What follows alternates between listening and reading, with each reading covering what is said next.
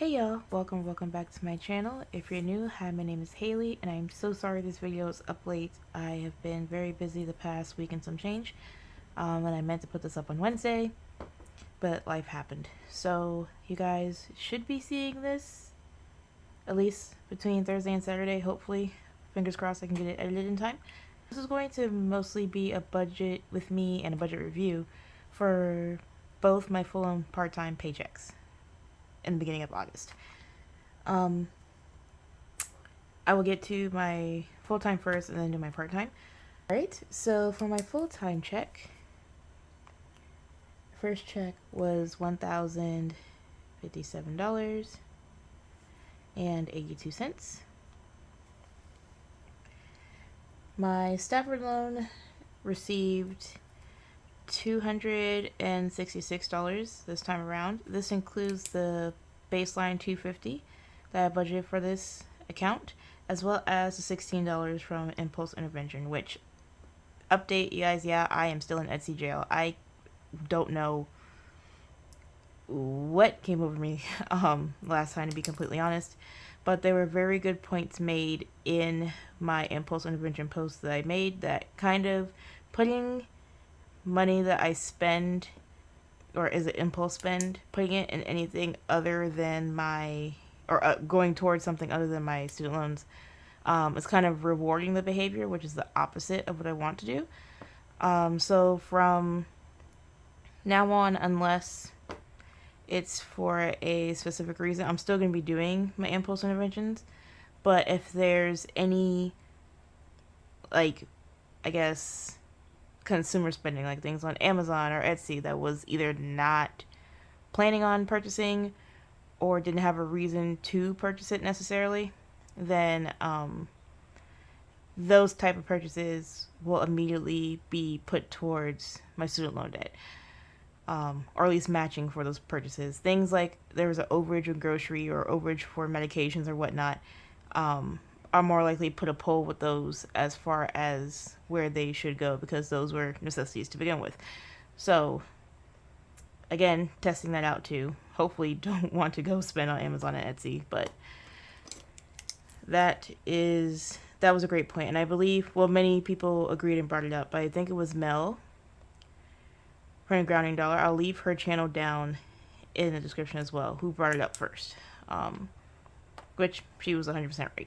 So anyway, moving on to tithes is 10% of my actual number plus what I budgeted for.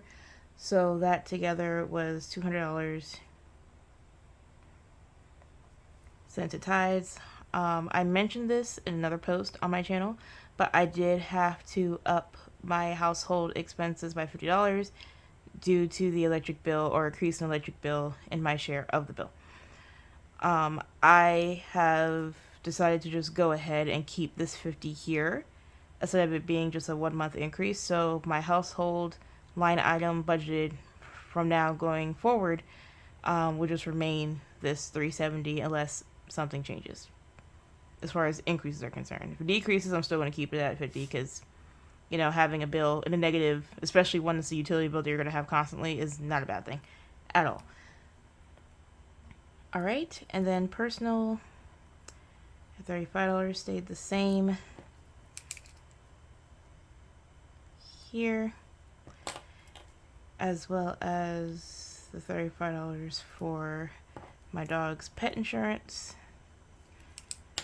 That comes out, and I did not have any extra bills, again, outside of the $50 for household. So here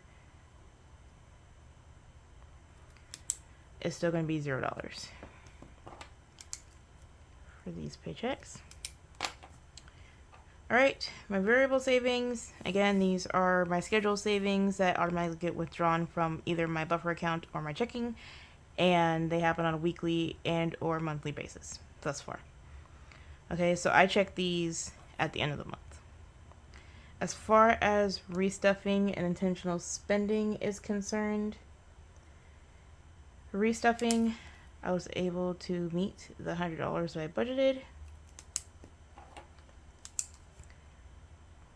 for this. And as far as intentional spending is concerned, this 50 and 25 are just arbitrary numbers. And usually if I have any change or odd change left over from my actual budget, or excuse me, the actual amount I got versus what I budgeted, I usually just leave that in my account for any type of rounding, either into savings or any baseline purchases I have. So intentional spending, this check received $51.82.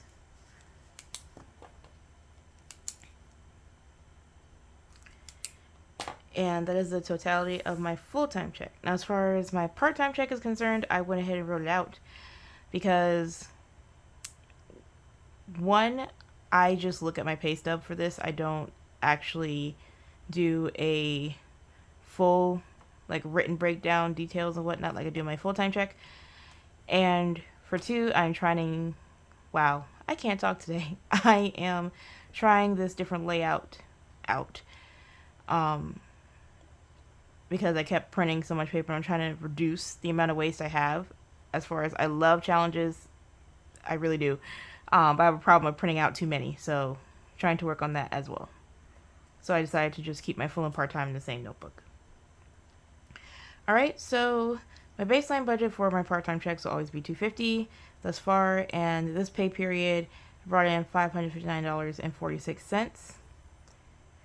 My Roth 401k contributions get taken out before I actually see my check. So for this check, $44.05 went into my Roth 401k.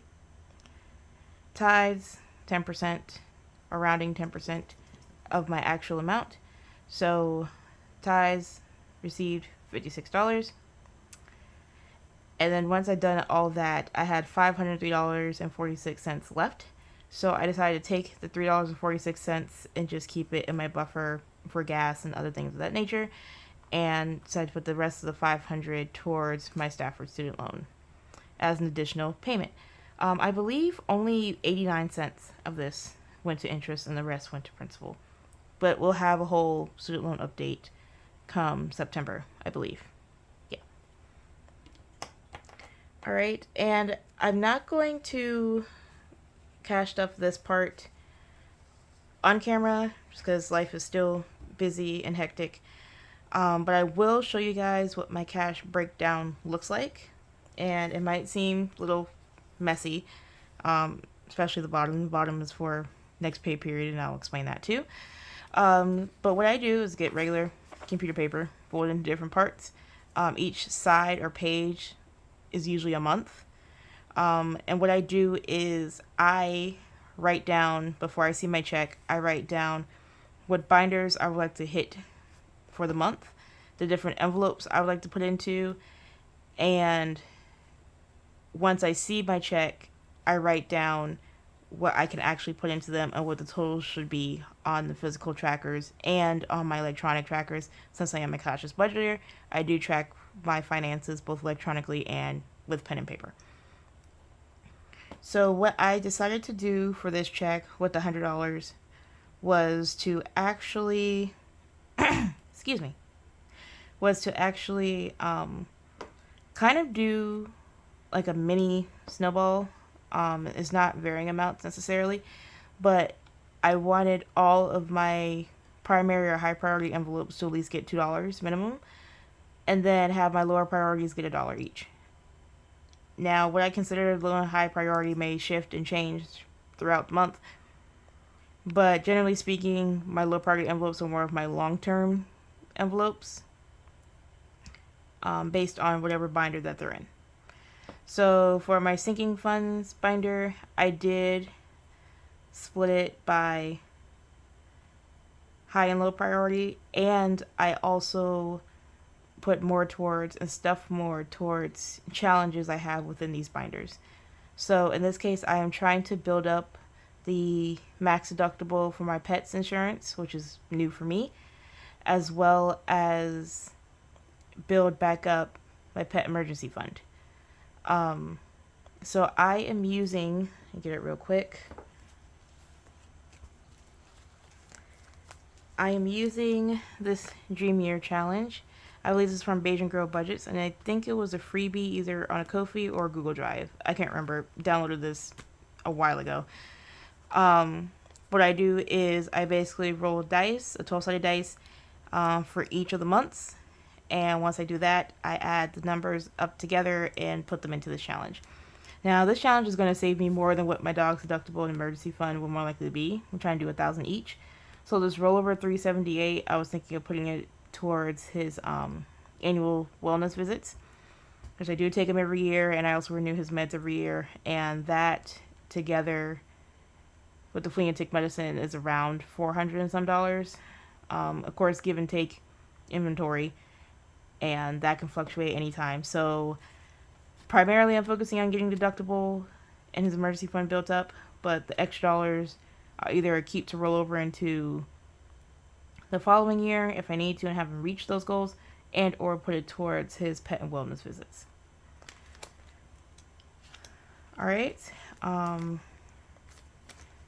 so grab this real quick. Right now in pet insurance, I'm paying it the $35 on a monthly basis, but I would like to get to a point where I pay it annually in order to knock down those convenience fees. Is it that big of a difference? No, but the more that I can get into a rhythm of having less monthly bills, the better off I feel like I'll be. So thus far I have $20, $30, $32 saved to go towards pet insurance. The goal is to get to at least $350 or $355, I believe, for the year. If I don't meet it by next year, that's completely fine. I'll keep paying on a monthly basis. But it's a slow going process. Again, I'm trying to reduce the amount of monthly bills I have to worry about. So all I know I need is a particular number to go into the envelope every month and not have to worry about it so much. So that is there. There's also a new low priority envelope I added. If you guys don't know or didn't read my post, I did have one of my best friends pass away recently, and she absolutely loved dogs, loved rescues. I have a soft spot in my heart for pitties, but love all rescue dogs. So what I did was I added a gotcha day / rescue donation part to this envelope. Is not going to be funded by the Dream Year Challenge. This is a whole separate challenge I'm doing. And what I'm going to try to do is build up at least $50 every year and donate it to either a rescue or another foundation of choice. In this case, I took $50 from a different envelope. I took $50 and donated it in honor of my friend to a rescue in her local area.